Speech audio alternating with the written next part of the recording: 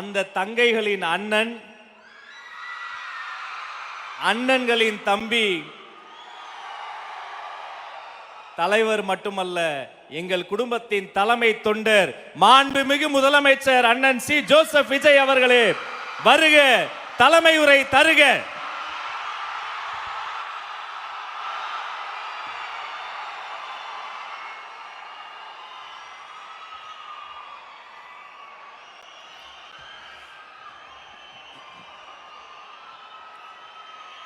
என் நெஞ்சில் குடியிருக்கும்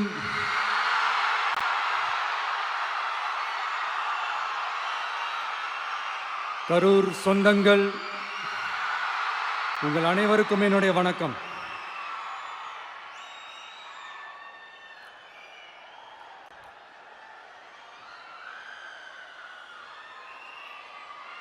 ஒரு மனுஷன் லைஃப்ல எவ்வளோ பெரிய ஒரு உயரத்துக்கு போனாலும்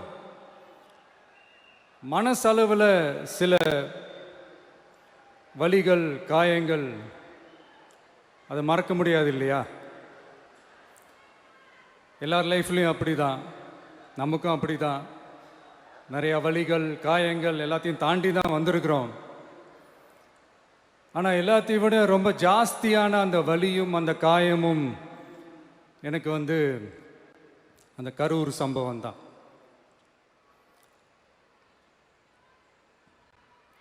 மக்களை சந்திக்கணும், மக்கள் பிரச்சனைகளை எடுத்து பேசணும். அதுக்காக தான் அந்த மக்கள் சந்திப்பு பயணத்தை தொடங்கி திருச்சி, அரியலூர், நாகப்பட்டினம், திருவாரூர், நாமக்கல், கரூர் அப்படின்னு சொல்லிட்டு போயிட்டு இருந்தோம். அரியலூரில் அந்த மீட்டிங் முடிச்சுட்டு பெரம்பலூர் போகிறதுக்கு முன்னாடி அந்த பெரம்பலூர் போலீஸ் எங்களை அலர்ட் பண்ணாங்க. சரிங்க, கூட்டம் கொஞ்சம் ஜாஸ்தியாக இருக்குது, லேட் ஆகிடுச்சு, வராதிங்க அப்படின்ட்டு. So we had no choice. Police சொன்னால் நம்ம அதை ஒபே பண்ணி தானே ஆகணும். அதே நேரத்தில் பெரம்பலூர் மக்களோட அந்த சேஃப்டியும் மைண்டில் எடுத்துக்கிட்டு ஒரு மன வலியோடவே திரும்ப போயிட்டோம். அதுக்கப்புறம் பெரம்பலூர் தொகுதி மக்களுக்கு மன்னிப்பும் கேட்டோம். அதே மாதிரி நாமக்கல் அந்த மீட்டிங் முடிச்சுட்டு கரூர் வரும்போது அந்த கரூர் போலீஸ் எங்களை அலர்ட் பண்ணியிருக்கலாம்ல.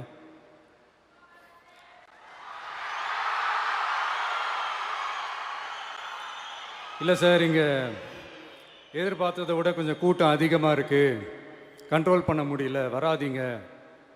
அண்ட் போலீஸ் நினச்சா அவங்க அந்த மீட்டிங்கே கேன்சல் பண்ணலாம். ஏதோ தப்பாக இருக்குது, ஏதோ தப்பாக தோணுது அப்படின்னு நினச்சிட்டாலே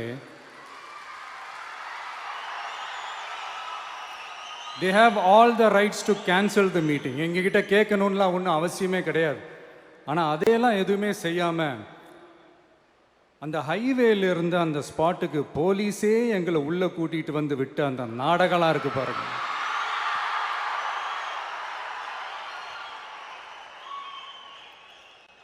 நம்பிட்டேங்க, முழுசாக நம்பிட்டேன். அன்னைக்கு இருந்த அந்த கரூர் போலீஸ் பேசும்போது தேங்க்ஸ்லாம் சொன்னேன் அவங்களுக்கு. எனக்கு தெரியாது இப்படி ஒரு நாடகம் நடக்கும். இதுக்கெல்லாம் யார் காரணம்? இதெல்லாம் யார் சொல்லி செஞ்சது?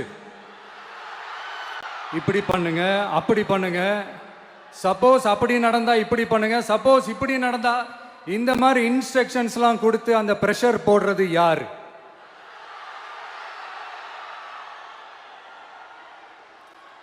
அந்த சம்பவத்தில் நம்ம யாரெல்லாம் இழந்திருக்கோம் தெரியுமா? ஒரு டிவியில் என் படமோ பாட்டோ வந்துச்சுன்னா, அம்மா விஜய் மாமா, அம்மா விஜய் மாமா அப்படின்னு சொல்லி அவங்க அம்மா கிட்ட சிரிச்சுக்கிட்டு அந்த டிவி ஸ்க்ரீனை போய் தொட்டு முத்தம் கொடுத்துக்கிட்டு என் அக்கா தங்கச்சிங்களோட தங்க பிள்ளைகளை இழந்திருக்கோம்யா. மழலை கூட சரியா வராதப்போ ஒரு பேப்பர் மேகசின்ல என் போட்டோவை பார்த்தா அது சிரிச்சுக்கிட்டு அந்த கள்ளங்கபடம் இல்லாத அந்த சிரிப்பு, அந்த கடவுள் மாதிரி இருக்கிற அந்த பச்சை பிள்ளைங்களை இழந்திருக்கோம்யா. என் அக்கா, தங்கச்சி, அண்ணன், தம்பி, குடும்ப உறவுகளை இழந்து அந்த வலியோட இருக்கிற என்ன நீங்க ஏளனமா பேசுறீங்களா? என் மேல பழிய தூக்கி போடுறீங்களா? இப்படி ஒரு சம்பவம் நடந்துருச்சு. இது ஏன், எதனால, அதுக்கான பின்னணி என்னன்ட்டு அந்த வலியோட வீட்டில் உட்கார்ந்துட்டு இருக்கிறேன். ஓடி ஒளிஞ்சிட்டான்னு வர சொல்றீங்களா? வாய் வாயின்னு ஒன்று இருந்தா என்ன வேணாலும் பேசுவீங்களா?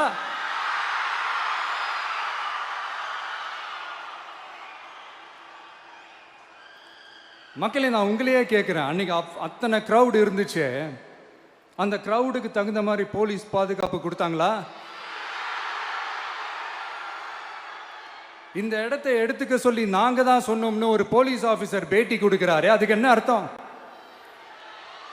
இவ்வளோ வலி, இவ்வளோ காயங்கள் கொடுத்துட்டு பழியை தூக்கி நம்ம மேல போட்டுட்டு அதுல ஒரு அரசியல் ஆதாயம் தேடுறீங்களேயா? இதுல வாய் கூசாம சட்டசபையில ஸ்டாலின் சார் நம்ம மேல திருப்பி விட்டு அங்க ஒரு அரசியல் செய்றாரு, அதுக்கு என்ன அர்த்தம்? நமக்காக வந்திருக்கிற மக்களை காக்க வைக்கிறதுக்கு நான் ஒன்றும் ஆதாயம் தேடுற அரசியல்வாதியெல்லாம் கிடையாது. மக்களுக்காக அரசியலுக்கு வந்தவன் இந்த விஜய். எனக்காக எல்லாமும் கொடுத்த என் மக்களுக்காக எல்லாத்தையும் விட்டுட்டு மக்களுக்காக மட்டுமே அரசியலுக்கு வந்தவன் இந்த விஜய். அவங்களுக்காக நன்றி கடன் செலுத்துறதுக்காக மட்டுமே அரசியலுக்கு வந்தவன் இந்த விஜய். உங்களுக்கு தான் இந்த விஜயை பத்தி நல்லா தெரியுமே. ஆனா நம்ம எல்லாருக்குமே இத்தனை வலிகள் காயங்கள் கொடுத்தவங்களுக்கு இந்த 2026 தேர்தலில் தக்க பதிலடி கொடுத்துட்டீங்க. ஆனா அது மட்டுமே பத்தாது மக்களே, அது மட்டுமே பத்தாது. காலகாலத்துக்கும் எழுந்திருக்கவே முடியாத அளவுக்கு நிரந்தரமான ஒரு பதிலடியை நீங்க கொடுத்துக்கிட்டே இருக்கணும்.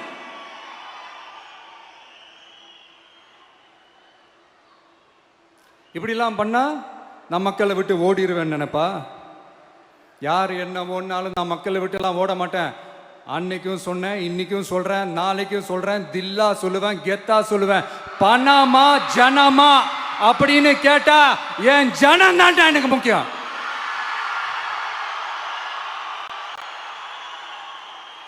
மக்களே, உங்களை விட எனக்கு இந்த காசு பணம் முக்கியமா என்ன? இவ்வளோ குறைகள் நம்ம மேல சொல்றாங்களே, இப்ப நான் சொன்ன மாதிரி அவங்களால ஓப்பனா சொல்ல முடியுமா? அந்த தில்லு இருக்கா, திராணி இருக்கா? ஒரு கிடையாது. ஆனா நம்ம மக்கள் அமைச்சு கொடுத்த நம்ம அரச குறைகள் மட்டும் டிசைனா மாடலா குறைகள் மட்டும் சொல்லுவாங்க. ஒவ்வொரு டிபார்ட்மெண்ட்லயும் அந்த பார்ட்டி ஃபண்ட், அந்த கட்சி நிதின்ற பேர்ல அடிக்கிற கொள்ளையெல்லாம் இந்த தீய சக்தியா இருக்கட்டும், தீந்து போன சக்தியா இருக்கட்டும், ரெண்டு பேரும் மாறி மாறி இதே தான் செஞ்சிட்டு இருக்கிறாங்க. இதுல ஒரு ஹைலைட் காமெடி என்னன்னா, சட்டசபையில் பேசும்போது பார்ட்டி ஃபண்டுன்னு தான் சொன்னேன். அது எந்த பார்ட்டி, என்ன ஃபண்டு, யாரு, என்ன பேரு எதுவுமே சொல்ல. பார்ட்டி ஃபண்டுன்னு சொன்னவனை எடுத்தாங்க பாருங்க ஒரு ஓட்டம். எனக்கே ஃபர்ஸ்ட் புரியல, ஏன்பா ஓடுறாங்க? அப்படி என்ன நம்ம இப்போ சொல்லிவிட்டோம்? அதான் அந்த குற்றம் உள்ள நெஞ்சுக்கு தான் குறுகுறேங்கும். இது எப்படி இருக்கு தெரியுமா? எங்க அப்பா பீரோக்குள்ள இல்லை, எங்க அப்பா பீரோக்குள்ள இல்லை அப்படின்னு சொல்ற மாதிரி. ஐயோ, ஏன் கேட்குறீங்க? இவங்களோட செம்ம கூத்தா இருக்குங்க, செம்ம ஃபன்னா இருக்கு. சென்னையில் ஒரு பாலம் கட்டுறதுக்காக நார்மலாக ஆகிற செலவை விட அதிக செலவில், கிட்டத்தட்ட டபுள் மடங்கு செலவில் ஒரு டெண்டர் ஒன்று விட்டுருக்குறாங்க. அதையெல்லாம் தோண்டி எடுத்து அதெல்லாம் இப்போது கண்டுபிடிச்சி கேன்சல் பண்ணியிருக்கிறோம். இன்னும் எத்தனை கோடி ஊழல், எத்தனை லட்சம் கூடல் தோண்ட தோண்ட வருமோ எங்களுக்கே தெரில. ஒவ்வொரு முகமுடியாக கிழியுது. ஐயோ, இந்த விஜய் ஒவ்வொரு கதையா எடுத்து வெளியில விட்டுருவான் போலேன்ட்டு திரும்புற பக்கம்லாம் கதறல் கதறல் கதறல். காதலேருந்து ரத்தம் வராத குறை. ஆமா, இப்படி ஊழல் ஊறி போனவங்க இப்படிதான் இருப்பாங்க. இந்த 50-55 நாட்கள்ல அங்க செஞ்ச சில விஷயங்கள்லாம் சட்டசபையிலே எடுத்து சொன்னேன். பட் இங்க ஒரு சில விஷயங்கள் சொல்லணும்னு நினைக்கிறேன். இந்த மின்சாரத்துறையில் இதுக்கு முன்னாடி போட முடியாமல் இருந்த அந்த பதவி உயர்வை இப்போ தான் எங்களால் போட முடிஞ்சுது. அதுக்காக ஒரு அக்கா அழுதுகிட்டே ஒரு நன்றி சொன்னாங்களே, அதெல்லாம் அவங்க கண்ணில் படாது அந்த வீடியோலாம், குறை சொல்கிறவங்களுக்கு. அடுத்து லஞ்சம்லாம் ஒழிக்க முடியாது, ஊழல்லாம் ஒழிக்க முடியாது, அதெல்லாம் பிளட்டிலேயே ஊறி போய் இருக்கு அப்படின்னு சொன்னவங்க போய் ஒவ்வொரு கவர்மெண்ட் ஆஃபீஸாக பாருங்க, ஒரு பைசா லஞ்சம் இல்லை, ஒரு பைசா ஊழல் இல்ல. வேலையெல்லாம் சும்மா டக்கு டக்கு டக்கு நடக்குது. ஒரு பெரியவர் ஒருத்தர் சொல்றாரு, தம்பி வேலையெல்லாம் நடக்குது, ஆனா அதையும் தாண்டி எங்களுக்கு மரியாதை கொடுக்குறாங்க தம்பி, உட்கார வச்சுலாம் பேசுறாங்க. இதெல்லாம் இதுக்கு முன்னாடி நடந்ததே இல்லை. அவனை போய் பாரு, இவனை போய் பாரு, இந்த ஆபீசரை போய் பாருன்னு சொல்லி அலைய விடுவாங்க. இப்ப லஞ்சம் இல்லை, ஊழல் இல்லை, வேலையெல்லாம் உடனே நடக்குது. மக்கள் அப்படி ஒரு பெருமூச்சு ஒன்று விடுறாங்க. அதை பார்த்து நமக்கு அப்படி ஒரு ஹாப்பினஸ். இதுக்கு மேல என்ன வேணும்? ஏன் இதெல்லாம் பண்ண முடியாது? மனசுன்னு ஒன்று இருந்தா பண்ணலாம். இப்ப பண்ணல. அதே மாதிரி இந்த L&T நிறுவனத்தோட 18,600 crore-க்கு 3 திட்டங்கள் அந்த ஒப்பந்தம், அந்த கையெழுத்து போட்டிருக்கிறோம். கிட்டத்தட்ட 8,200 பேருக்கு வேலை வாய்ப்பு. நான் சொல்றது அந்த 3 மாவட்டத்தை சேர்ந்தவங்களுக்கே அவ்வளோ வேலை வாய்ப்பு. குறுவை சாகுபடிக்காக 134 கோடியில் அந்த சிறப்பு தொகுப்பு திட்டம் அறிவிச்சிருக்கிறோம் நம்ம விவசாயிகளுக்காக. இப்போவும் சொல்கிறேன், நம்ம விவசாய பெருமக்களே, உங்களோட இந்த அரசு கூடவே நிற்கும். பெண்கள் பாதுகாப்புக்காக சிங்கப்பெண் அதிரடி படை, அது உங்களுக்கு நல்லாவே முன்னாடியே தெரியும். வரப்போற அறிஞர் அண்ணா அவர்களுடைய பிறந்த நாளில் உங்க அண்ணனுடைய அரசுல தாய் மாமன் தங்க மோதிர திட்டம் அறிவிக்கப்படும். இதெல்லாம் கேட்டாங்களே, வாக்குறுதி கொடுத்தீங்களே, என்னாச்சுன்னு. இந்த தீய சக்தி மாதிரி ரீல் தாய் மாமன்லாம் கிடையாது, ரியல் தாய் மாமன். எப்படி? ரியல் தாய் மாமன்.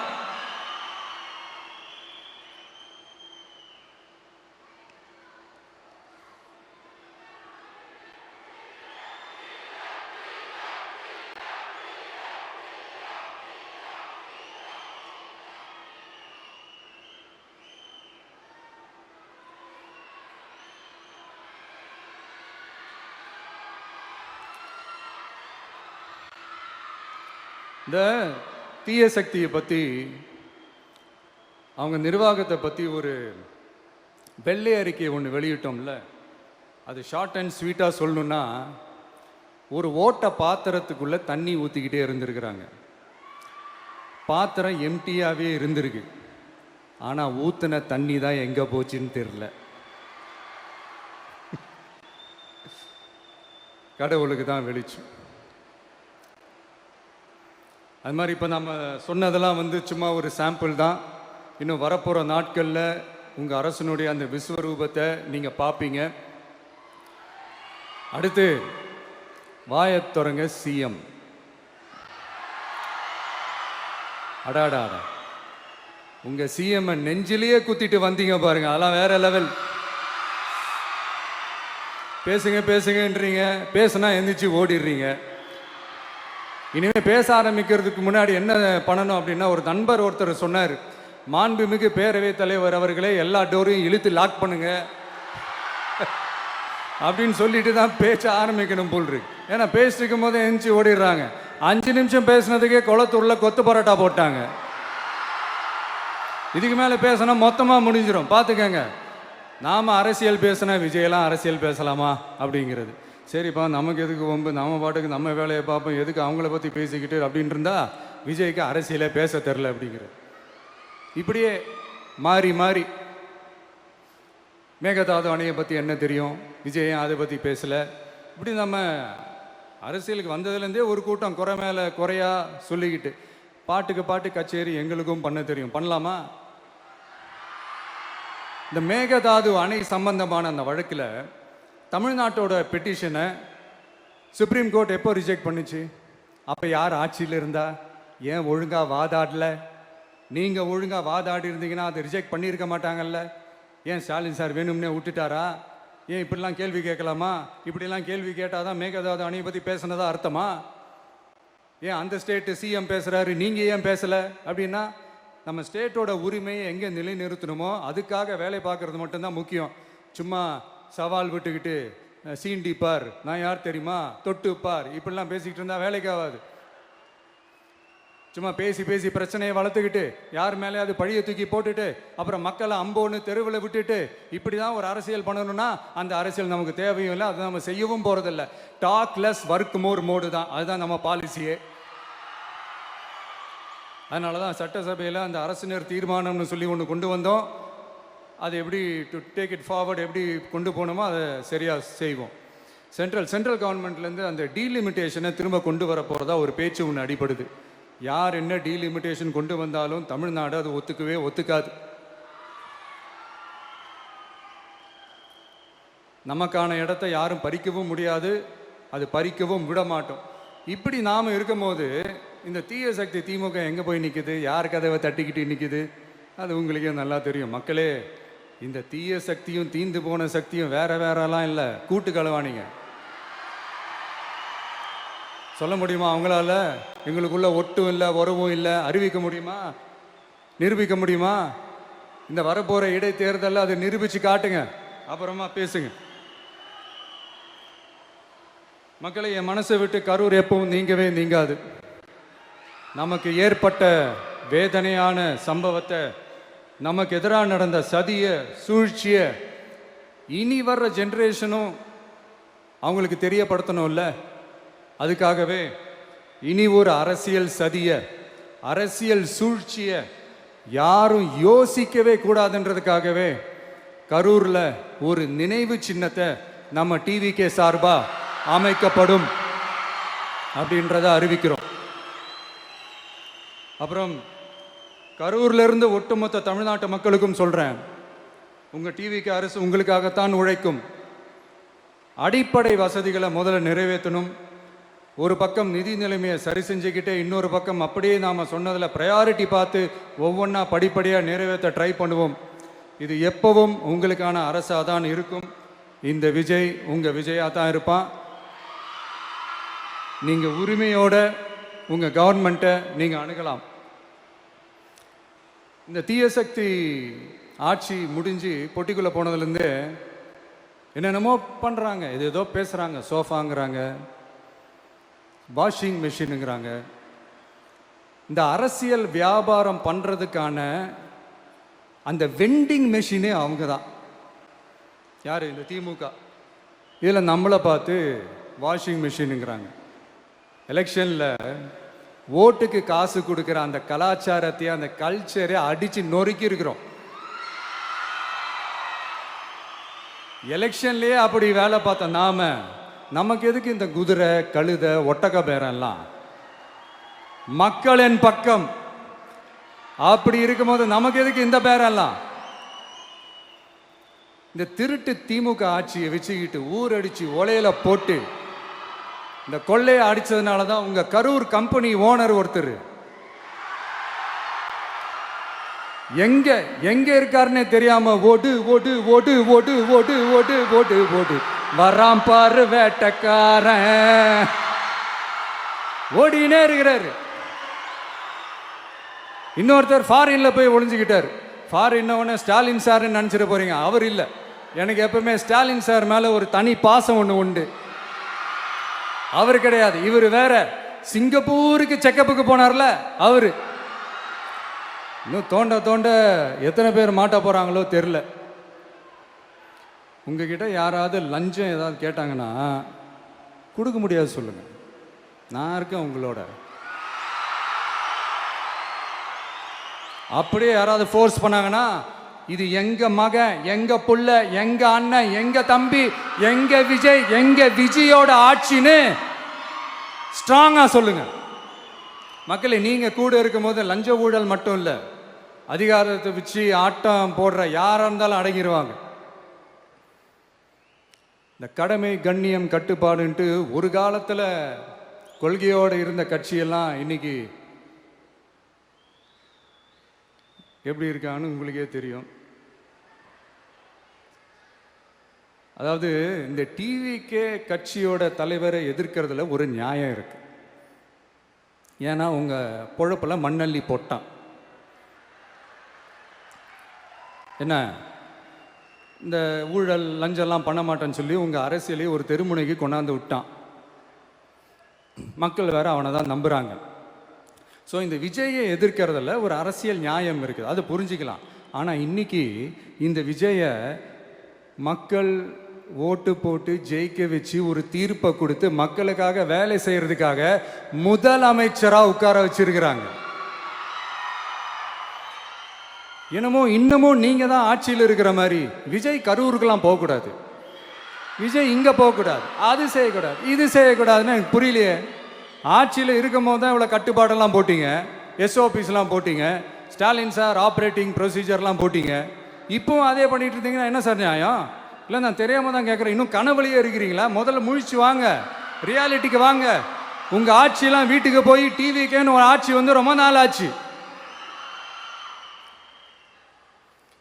ஒழுங்கா படி என்று சுப்ரீம் கோர்ட் ஓங்கி மண்டேலியே நறுக்கு நறுக்கு நறுக்கு என்று செம்மட்டியாலே அடிச்சும் இந்த திமுக முழிச்சிக்கல அப்படின்னா அப்போ கொஞ்சம் கஷ்டம்தான். வெற்றி தோல்வியெல்லாம் அரசியலில் சகஜம் சார். அதுக்காகலாம் வெறி பிடிச்சி இந்த பதவி வெறி பிடிச்செல்லாம் அலைய தேவையில்லை. நல்ல விதமாகவே சொல்கிறேன், நியாயமான அரசியல் பண்ணுங்க. ஓ, அதுதான் உங்களுக்கு தெரியாதுல்ல. இந்த தீய சக்தி திருத்தவும் முடியாது, அவங்களா திருந்துவாங்கன்னு பார்த்தா அதுவும் நடக்க போறதில்ல. அதனால வரப்போற இடைத்தேர்தலில் மக்களே இந்த தீய சக்தி திமுகவை நல்லா வெச்சு வெளுத்து விடுங்க. கான்பிடண்டா இருங்க மக்களே, நல்லதே நடக்கும், வெற்றி நிச்சயம். மீண்டும் சந்திக்கும் வரை நன்றி, வணக்கம்.